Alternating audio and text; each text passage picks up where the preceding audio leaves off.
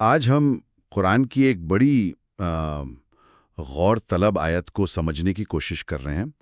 ایک ایسی صورتحال جہاں ایک قوم وہ مقدس وعدوں میں بندھی ہے، لیکن وہ اپنے ہی لوگوں سے لڑتی بھی ہے، انہیں بے گھر بھی کرتی ہے، اور پھر اگر وہی لوگ قید ہو جائیں تو بڑے اہتمام سے فدیہ دے کر چھڑا بھی لیتی ہے۔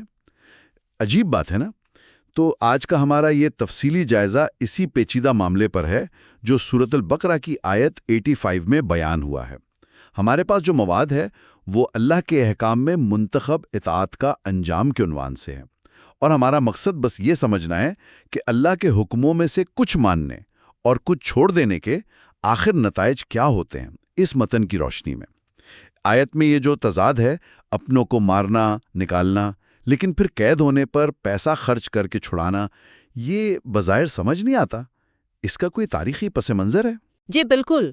تفسیر میں آتا ہے کہ اس کا تعلق بنی اسرائیل کے اس عہد سے ہے جو انہوں نے اللہ تعالیٰ سے کیا تھا۔ عہد یہ تھا کہ آپس میں خون نہیں بہائیں گے، ایک دوسرے کو گھروں سے نہیں نکالیں گے، اور اگر کوئی اسرائیلی کہیں قیدی بن جائے تو سب مل کر فدیہ یعنی مالی معاوضہ دے کر اسے آزاد کروائیں گے۔ اچھا، یہ تو بڑا واضح عہد تھا۔ پھر یہ لڑائی اور نکالنے والی بات کہاں سے آ گئی؟ ہوا یہ کہ مدینہ میں جو یہودی قبائل تھے، بنو قریظہ اور بنو نذیر، وہ وہاں کے عرب قبائل اوس اور خزرج کے حلیف بن گئے۔ بنو قریظہ اوس کے ساتھ تھے، بنو نذیر خزرج کے۔ تو جب اوس اور خزرج میں جنگ چھڑتی تھی، جو اکثر چھڑتی رہتی تھی، تو یہ یہودی قبائل بھی اپنے اپنے حلیفوں کی طرف سے ایک دوسرے کے خلاف میدان میں اتر آتے تھے۔ وہ ایک دوسرے کو قتل کرتے، گھر جلاتے، اور ہاں، ایک دوسرے کو جلا وطن بھی کر دیتے تھے، عہد کے بالکل خلاف۔ اوہ، تو مطلب وہ معاہدہ توڑ کر آپس میں لڑتے بھی تھے، لیکن پھر قید ہونے کی صورت میں فدیہ بھی ادا کرتے تھے۔ یہ تو واقعی بہت عجیب ہے۔ جی ہاں، یہی تو وہ تضاد ہے جس کی طرف آیت اشارہ کر رہی ہے۔ جب جنگ میں کوئی قیدی بن جاتا، چاہے وہ مخالف یہودی قبیلے کا ہی کیوں نہ ہو، تو پھر دونوں قبیلے مل کر چندہ اکٹھا کرتے اور فدیہ دے کر اسے چھڑا لاتے۔ یہاں تک کہ عرب کے لوگ بھی ان پر طنز کرتے تھے کہ بھائی یہ کیا ماجرا ہے، لڑتے بھی ہو اور پھر پیسے دے کر چھڑاتے بھی ہو۔ واقعی یہ تو بڑی عجیب منطق ہے۔ وہ اس کا کیا جواز پیش کرتے تھے؟ آخر کچھ تو کہتے ہوں گے۔ ان کا جواب بڑا دلچسپ تھا۔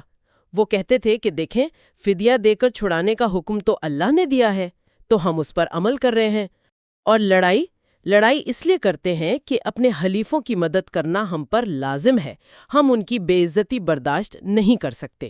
اچھا، تو ایک حکم کو دوسرے پر ترجیح دے دی، یا یوں کہیں کہ اپنی سہولت دیکھ لی؟ بالکل، اصل مسئلہ یہی تھا جسے قرآن نے پکڑا۔ افتؤمنون ببعض الکتاب وتکفرون ببعض، کیا تم کتاب کے کچھ حصے پر ایمان لاتے ہو اور کچھ کا انکار کرتے ہو؟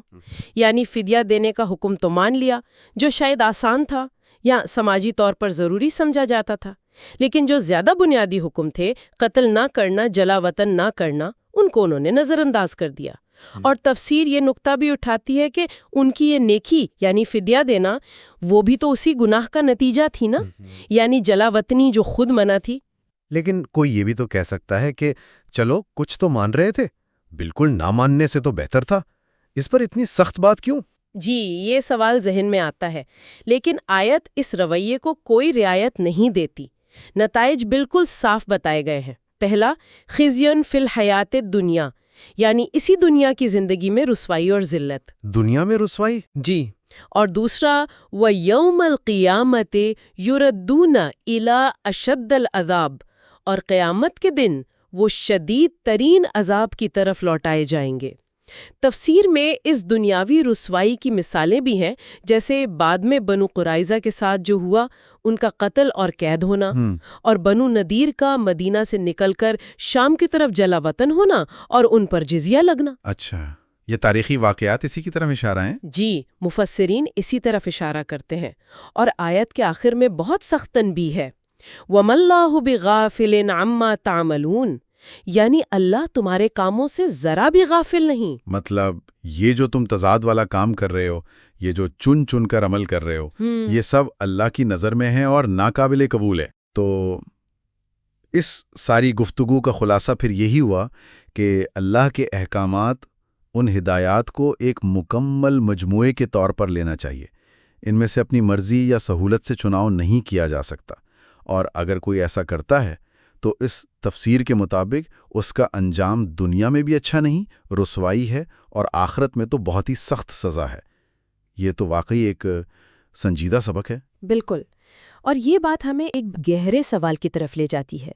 ان تاریخی مثالوں اور قرآنی تنبیہات کو دیکھتے ہوئے یہ سوچنے کی بات ہے کہ اللہ کے حکموں کے سامنے مکمل طور پر سر جھکانا بمقابلہ یہ جو منتخب فرما برداری ہے، یہ اصول آج ہماری زندگیوں میں کیسے نظر آ سکتا ہے؟ شاید بہت غیر محسوس طریقوں سے، ہمارے عقائد میں، ہمارے روزمرہ کے رویوں میں۔ اس پر غور کرنا چاہیے۔